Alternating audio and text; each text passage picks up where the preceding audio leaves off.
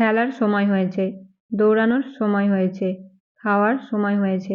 এই টাইপের সেন্টেন্সগুলো আমরা ইংরেজিতে বলতে গেলে আমাদের যে স্ট্রাকচারটার প্রয়োজন হয় সেটা হলো ইট ইজ টাইম টু প্লাস ভার্বের ফার্স্ট ফর্ম।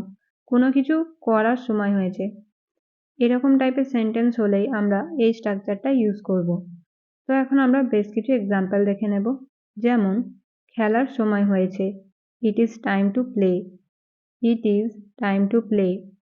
দৌড়ানোর সময় হয়েছে, it is time to run. It is time to run. খাওয়ার সময় হয়েছে, it is time to eat. It is time to eat. পড়ার সময় হয়েছে, it is time to study.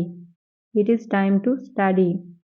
যাওয়ার সময় হয়েছে, it is time to go. It is time to go. আবার একটা নতুন ভিডিওর সাথে দেখা হবে। Till then stay happy and keep learning.